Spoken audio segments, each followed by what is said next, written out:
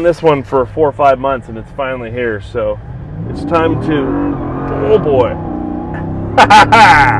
time to enjoy the fruits of our labor. Kind of let the horses run, if you know what I mean. There's nothing but bald eagles underneath here. So this Jeep is what any Jeep owner wants. High horsepower, low to the ground, big axles, great shocks, but it's not obnoxious. It's not too tall, it doesn't have too big of tires, it's not too loud of exhaust. It's a full sleeper. I mean, nobody even knows what's going on this thing, you know, except for us and Tim, and we're just really glad to find the right customer that wanted to build the right Jeep. So we'll pull it up on top of the hill and show you around. But, well, that was freaking awesome. So on the inside, all original 2020 Gladiator with 7,037 miles, but she's just got a heart transplant and a new set of legs. So the only thing we really did in here is we added the S-Pod Bantam and touchscreen, and this has your front locker, rear locker, ARB compressor, rock lights, and then all the bumper lights. Otherwise inside stock. So let me show you the outside. Of course, we had to put the Rockside Engineering steps in because, you know, it is a sleeper, right? So Rockside Engineering steps, it ended up really only being about 3 inches of lift.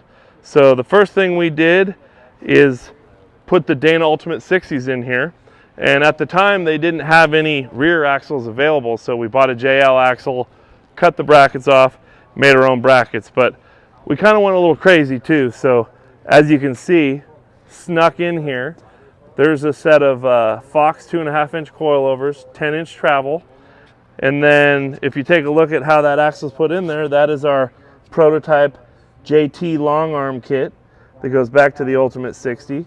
And then on the rear driveline, we went with a one-piece 1350 CV, and then Artec skids all the way from front to back.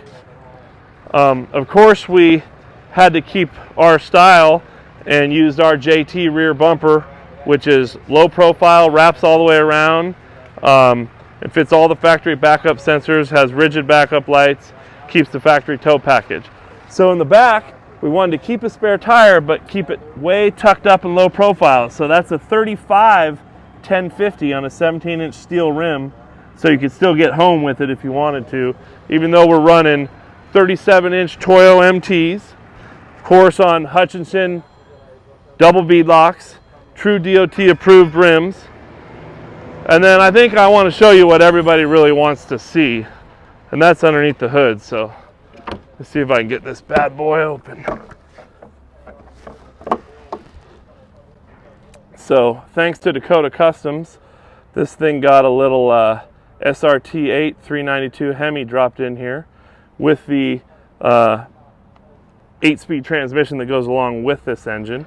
Of course, we had to get rid of the electronic power steering, and this has an actual belt running a standard power steering pump. Really, the only thing else that changed underneath here was the S-Pod Bantam hookup right there.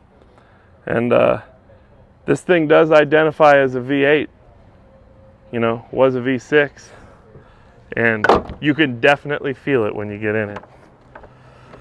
As far as the front goes, Rage 4th front bumper, rigid pod lights. You got a 10,000 Xeon synthetic winch. And then little 20-inch single row hidden down underneath here. For the front axle, the Spicer Ultimate 60 with our tie rod and drag link, 2-inch quarter wall.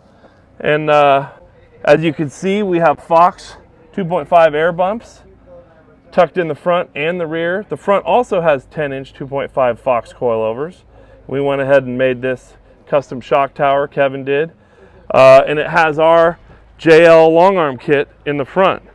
So 3 inches of lift, 37s, tons of horsepower, full sleeper, nothing gaudy.